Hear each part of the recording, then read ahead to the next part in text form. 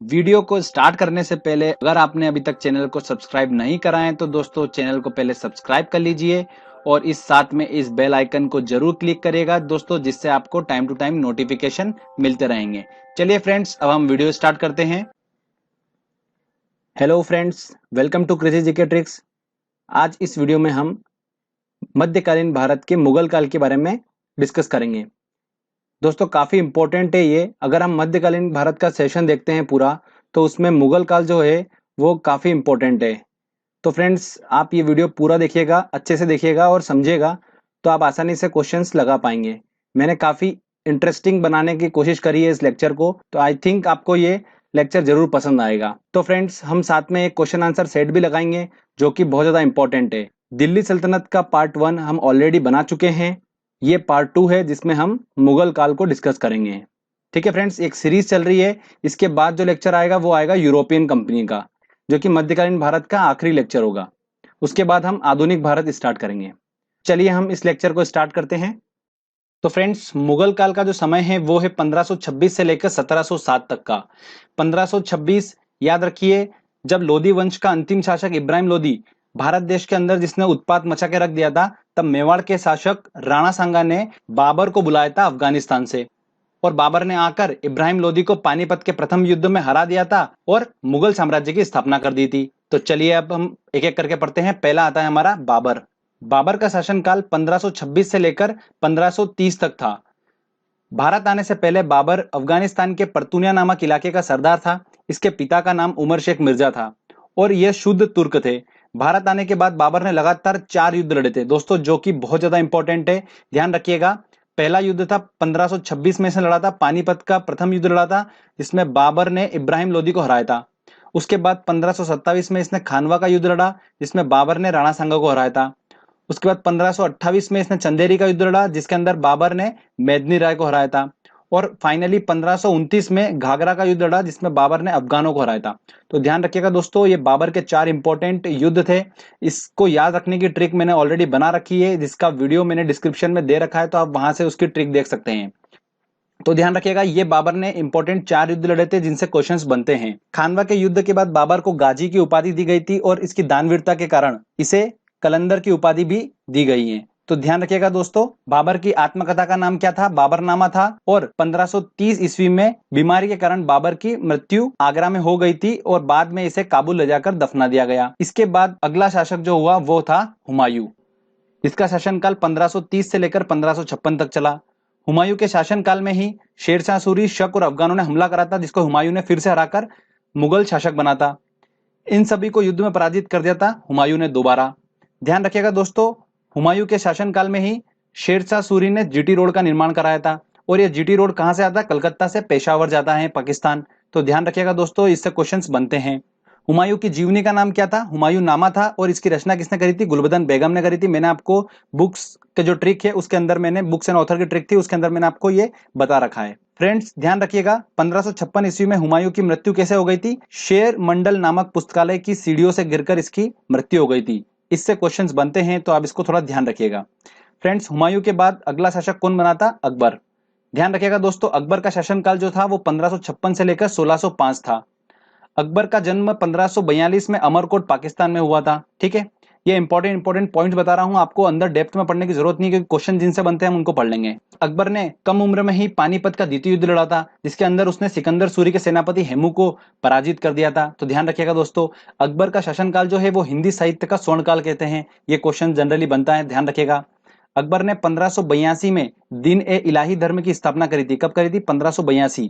ध्यान रखिएगा दोस्तों, ये यूपी पीसीएस में क्वेश्चन पूछा गया है 2012 में, तो थोड़ा सा ध्यान रखिएगा।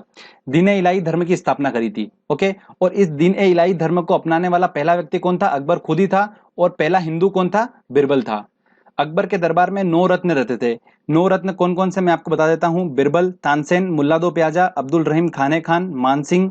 मानसिंह जो था इसका एक सेनापति था, ध्यान रखिएगा। राजा टोडरमल, फेजी, अबुल फजल इत्यादि लोग शामिल थे। इसमें बिरबल जो था, जिसका बचपन का नाम क्या था? महेश दास था, ये अकबर का एक प्रसिद्ध सलाहकार था। तानसेन एक प्रसिद्ध संगीतज्ञ था, जिसने मियाँ का मल्लार, मियाँ की टोडी, कंठाभरण और वाणी विलास की रचना करी थी। इसका मकबरा कहां पर है? दोस्तों ध्यान रखिएगा, बहुत इंपॉर्टेंट क्वेश्चन है। ग्वालियर में स्थित है इसका मकबरा। किसका? तानसेन का। फ्रेंड्स एक और बात ध्यान रखिएगा, अकबर ने गुजरात की विजय पर बुलंद दरवाजे का निर्माण करा था। जब अकबर ने गुजरात को विजय प्राप्त करी थी गुजरात में, तब उसने बुलंद दरवाजे का निर्माण कराया था। तो ये जनरली क्वेश्चन पूछा जाता है। ठीक है फ्रेंड्स, अकबर के बाद जो अगला शासक आया वो कौन आया था? सलीम आया था, जिसे जहांगीर के नाम से भी जाना जाता है। तो चलिए हम आगे बढ़ते हैं। अब सलीम जहांगीर की बात करते हैं फ्रेंड्स, जिसका शासनकाल 1605 से लेकर 1627 तक था। 1611 ईस्वी में जालंधर के शासक को इसने पराजित कर दिया था और उत्तर पूर्वी भारत पर इसने कब्जा कर लिया था। फ्रेंड्स ध्यान रखिएगा, सलीम जहांगीर के शासनकाल में ही भारत में 3 यूरोपीय यात्री आए थे बिजनेस करने के हिसाब से। तो वो कौन कौन थे मैं आपको बता देता हूं। William Hawkins, sir Thomas raw और विलियम फिंच, ये 3 व्यक्ति थे जो कि भारत में आए थे बिजनेस करने के हिसाब से। तो जहांगीर के शासनकाल में ही आए थे ये 1619 में। ध्यान रखिएगा दोस्तों, विलियम हॉकिंस जो थे वो पहले अंग्रेज थे और ये जहांगीर के शासनकाल में आए थे। तो ये क्वेश्चंस बनता है, तो मैंने आपको स्पेशली इसको बताया है। फ्रेंड्स ध्यान रखिएगा, सलीम जहांगीर की बेगम का नाम क्या था? महरूनिसा था, जो कि एक फारस के सुल्तान मिर्जा गयास बेग की पुत्री थी और इसे ही नूरजहां के नाम से जाना जाता था। जहांगीर का काल जो है वो चित्रकारी का स्वर्ण काल कहलाता है, क्योंकि इसके शासनकाल में चित्रकारिता जो थी वो चरम सीमा पर थी। तो जहांगीर का काल चित्रकारिता का स्वर्ण काल कहलाया जाता है। फ्रेंड्स ध्यान रखिएगा, जहांगीर के चित्रकार जो थे वो कौन थे? अबुल हसन थे। तो फ्रेंड्स ये क्वेश्चंस बनता है, तो आप थोड़ा सा ध्यान रखिएगा। फ्रेंड्स एक बात और बता देता हूं मैं आपको इंपॉर्टेंट, कि मुगल काल जो था इसमें जो मुख्य भाषा थी इसकी पूरी, वो कौन सी थी? फारसी भाषा थी। तो ये जनरली क्वेश्चन बनता है, तो ध्यान रखिएगा, मुगल काल की भाषा कौन सी थी? फारसी थी। चलिए आगे हम बात करते हैं। सलीम जहांगीर के बाद जो अगला शासक आया वो कौन आया था दोस्तों? खुर्रम आया था। खुर्रम जो कि शाहजहां के नाम से जाना जाता था। तो चलो फ्रेंड्स, शाहजहां को जो शासन काल था वो था 1627 से लेकर 1657 तक। ठीक है फ्रेंड्स, शाहजहां ने कुछ चीजों का निर्माण करा था, जैसे दिल्ली का लाल किला, दिल्ली का जामा मस्जिद, मयूर सिंहासन और आगरा का ताजमहल का निर्माण किसने कराया था? शाहजहां ने कराया था।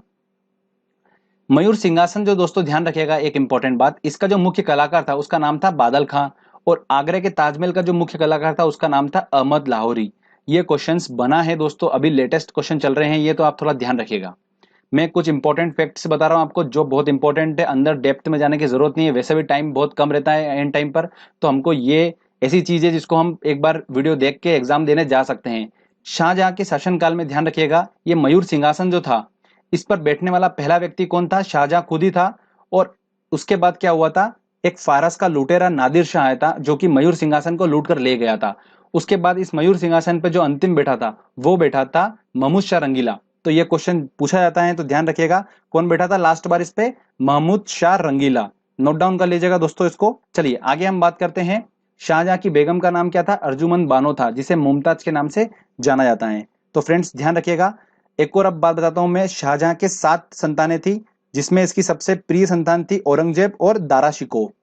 औरंगजेब और दारा शिकोह उत्तराधिकारी का दोनों के बीच में युद्ध हुआ कि कौन अगला शासक बनेगा। तो उस वो जो युद्ध हुआ था उसका नाम था धर्मत का युद्ध। क्या था फ्रेंड्स? ध्यान रखिएगा, धर्मत का युद्ध। इसको नोट डाउन कर लीजिएगा। इस युद्ध में औरंगजेब ने दारा शिकोह को हरा दिया था और अगला जो है मुगल शासक बन गया था कौन? औरंगजेब। तो चलिए फ्रेंड्स, हम औरंगजेब के बारे में अब डिटेल में पढ़ते हैं। औरंगजेब का जो शासनकाल था वो था 1657 से लेकर 1707 तक का। औरंगजेब ने कई हिंदू मंदिरों को तुड़वाया था, जैसे गुजरात का सोमनाथ मंदिर, काशी का विश्वनाथ मंदिर, मथुरा का केशव राय मंदिर, ये सब मंदिर जो है औरंगजेब ने तुड़वाए थे। फ्रेंड्स ध्यान रखिएगा, औरंगजेब पूरे मुगल वंश में सबसे ज्यादा टैक्स वसूलने वाला शासक था। औरंगजेब ने सबसे ज्यादा पूरे मुगल वंश में टैक्स वसूला था। तो ये क्वेश्चंस बन सकता है दोस्तों, ध्यान रखिएगा। ये एक संगीत प्रेमी था, इसलिए ये वीणा बजाता था। थोड़ा सा ये भी आप ध्यान रखिएगा, एक बात इंपॉर्टेंट है। इसके गुरु का नाम क्या था? मोहम्मद हाकिम था, और लोग इसे आलमगिरी और जिंदा पीर कहकर पुकारते थे। किसको? औरंगजेब को। आलमगिरी और जिंदा पीर किसको बुलाते थे? औरंगजेब को बुलाते थे। और इसके शासनकाल में जो मुगल सेना थी उसमें सबसे ज्यादा हिंदुओं जो थे वो इसी के शासनकाल में थे। जो मुगल सेना थी उसके अंदर हिंदू जो थे वो इसी के शासनकाल में सबसे ज्यादा थे। तो एक ये भी इंपॉर्टेंट पॉइंट है, तो ध्यान रखिएगा फ्रेंड्स। औरंगजेब के बाद बहादुर शाह आया, फिर जहांदर शाह आया, फिर फर्रुखशियर, मोहम्मद शाह रंगीला, आलमगिरी, अकबर द्वितीय, शाह आलम, बहादुर शाह द्वितीय, ये अगले मुगल शासक हुए थे। तो हमको इतने नाम याद रखने की जरूरत नहीं है, बस ये ध्यान रख लीजिएगा कि सबसे अंतिम शासक कौन हुआ था मुगल साम्राज्य का? बहादुर शाह द्वितीय। कौन हुआ था फ्रेंड्स? बहादुर शाह द्वितीय। ध्यान रखिएगा दोस्तों, बी टू से ध्यान रखना, बहादुर शाह द्वितीय। ठीक है फ्रेंड्स, तो यहां पर आकर हमारा जो है औरंगजेब का शासन काल के यहां पर आके हमारा मुगल जो है ये खत्म होता है। जो मैंने आपको पॉइंट्स बताए हैं ये बहुत ज्यादा इंपॉर्टेंट है, आपको ज्यादा डेप्थ में जाने की जरूरत नहीं है, जितना अंदर घुसोगे उतना ज्यादा कंफ्यूजन होगा, याद करना डिफिकल्ट होता है। तो फ्रेंड्स, जितना मैंने आपको पॉइंट बताए हैं आप उनको अच्छे से प्रैक्टिस कर लीजिए, याद कर लीजिए, 4-5 बार वीडियो को अच्छे से देख लीजिए, समझ लीजिए, स्टोरी बना लीजिए, आपको आसानी से याद रह जाएगा। मैंने आपको अच्छे से एक्सप्लेन करने की कोशिश करी है मेरी तरफ से। चलिए फ्रेंड्स, अब हम टेस्ट लगाते हैं और देखते हैं कि जो हमने अभी तक एक बार अच्छे से पढ़ा है इसको, उसके बाद हम कितने क्वेश्चंस बना पा रहे हैं और कौन कौन से क्वेश्चंस इस टॉपिक के बहुत इंपॉर्टेंट है, तो हम वो कवर कर लेते हैं। तो फ्रेंड्स चलिए दोस्तों, हमारा पहला क्वेश्चन है, भारत में जीटी रोड बनाई थी, किसने बनाई थी? शेरशाह सूरी ने बनाई थी। मैंने आपको बताया था हुमायूं के टाइम पर, जब हुमायूं का शासनकाल हम पढ़ रहे थे तब शेरशाह सूरी ने जीटी रोड का निर्माण कराया था। कलकत्ता से लेकर पेशावर पाकिस्तान तक इसने बनाया था। तो ध्यान रखिएगा फ्रेंड्स, पूछा जाता है, बहुत इंपॉर्टेंट क्वेश्चन है। सेकंड क्वेश्चन है, गुजरात विजय पर अकबर ने बनाया था, तो बुलंद दरवाजा बनाया था, हमने पढ़ा था, तो आंसर लगेगा इसका बी। पानीपत की द्वितीय लड़ाई किसके बीच में हुई थी? तो दूसरी लड़ाई किसके बीच में हुई थी? अकबर और हेमू के बीच में हुई थी 1556 में, हमने पढ़ा था। तो ध्यान रखिएगा, पानीपत की दूसरी लड़ाई किसके बीच में हुई थी? अकबर और हेमू के बीच में। तो आंसर लगेगा इसका ए। चलिए आगे और अगले क्वेश्चन लेते हैं। अगला क्वेश्चन है दोस्तों हमारा, संगीतज्ञ तानसेन किसके दरबार में रहते थे? तो मैंने आपको बताया तानसेन अकबर के 9 रत्न थे, तो उसमें एक तानसेन भी थे, तो तानसेन अकबर के दरबार में रहते थे। तो आंसर इसका लगेगा बी। मुगल काल की भाषा कौन सी थी? देखिए बहुत इंपॉर्टेंट क्वेश्चन है, ध्यान रखिएगा। मुगल काल की भाषा जो थी वो कौन सी थी? फारसी, मैंने आपको बताया था। तो आंसर लगेगा डी। किस युद्ध के बाद भारत में मुगल की नींव पड़ी थी? तो बिल्कुल हमको सबको पता है कि लोधी वंश का अंतिम शासक इब्राहिम लोधी को पराजित करा था बाबर ने पानीपत के प्रथम युद्ध में। तो आंसर लगेगा इसका बी। चलिए आगे और इंपॉर्टेंट क्वेश्चन लेते हैं हम। निम्न में से किसने अकबर की जीवन गाथा लिखी थी? फ्रेंड्स, जब बुक्स एंड ऑथर का जो मैंने ट्रिक डाली है उसके अंदर लिख रखा है मैंने कि अकबर अकबरी, सबका बदला लेगा रहा तेरा फैजल, याद आया आपको? तो वो ट्रिक थी, तो अबुल फजल ने लिखी थी। ठीक है ना फ्रेंड्स, हमने इसको ट्रिक से याद कर रखा है, तो आंसर हमारा लगा ए। निम्न में से कौन अंतिम मुगल सम्राट थे? तो कौन अंतिम मुगल सम्राट थे? मैंने आपको बताया था, बहादुर शाह द्वितीय। क्या है? बहादुर शाह द्वितीय जो थे वो मुगल के लास्ट जो थे वो मुगल शासक थे। तो आंसर लगेगा इसका सी। बी2 से आप याद रख सकते हैं। अकबर का युवावस्था में संरक्षक था, कौन था? बैरम खां था। फ्रेंड्स ध्यान रखिएगा, ये मैंने पॉइंट आपको बताया नहीं है उसके लेक्चर में, बट अकबर जो था वो शासनकाल उसको छोटे समय में, जब छोटी उम्र का था तभी मिल गया था। तो स्टार्टिंग में जो उसका संरक्षक था वो कौन था? बैरम खां था। तो ये क्वेश्चन ऐसा कुछ इंपॉर्टेंट नहीं है, बट आप ध्यान रखिएगा, बैरम खां जो था उसका मुख्य संरक्षक था। चलिए फ्रेंड्स आगे और हम लेते हैं इंपॉर्टेंट क्वेश्चन।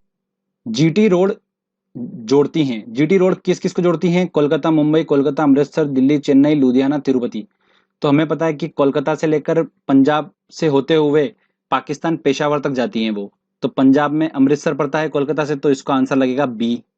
पानीपत की पहली लड़ाई में बाबर ने कौन पराजित हुआ था? बाबर से कौन पराजित हुआ था? तो पानीपत के प्रथम युद्ध में हमें पता है कि इब्राहिम लोधी को हराया था, लोधी वंश के अंतिम शासक को बाबर ने। तो आंसर लगेगा बी। किस मुगल शासक को आलमगीर कहा जाता है? देखिए मैंने आपको बताया था, आलमगिरी और जिंदा पीर किसे कहा जाता है? औरंगजेब को कहा जाता है। तो आंसर लगेगा इसका बी। आगे और इंपॉर्टेंट क्वेश्चन लेते हैं हम। दिल्ली के लाल किले का निर्माण किसने कराया था? तो फ्रेंड्स मैंने आपको बताया था, शाहजहां ने दिल्ली के लाल किला, जामा मस्जिद, ताजमहल, मयूर सिंहासन का निर्माण किसने कराया था? शाहजहां ने कराया था। तो आंसर लगेगा इसका डी। मयूर सिंहासन पर बैठने वाला अंतिम व्यक्ति कौन था? देखो पहला व्यक्ति तो शाहजहां खुद ही था, और अंतिम कौन था? मोहम्मद शाह रंगीला था। तो आंसर लगेगा इसका बी। किस मुगल बादशाह को जिंदा पीर कहते हैं? देखिए फिर आ गया है क्वेश्चन, तो आंसर इसका लगेगा बी।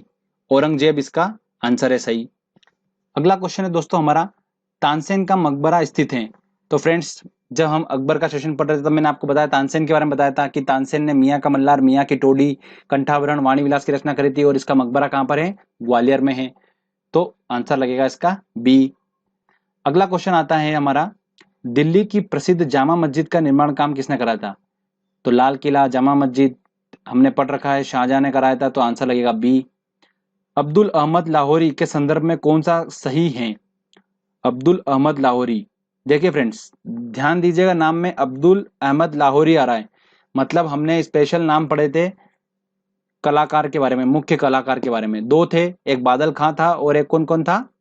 अहमद लाहौरी था। अहमद लाहौरी ने क्या करा था? शाहजहां के शासनकाल में ताजमहल का मुख्य कलाकार कौन था? अहमद लाहौरी था। तो इसका आंसर होगा बी वाला, शाहजहां के शासनकाल में एक इतिहासकार था।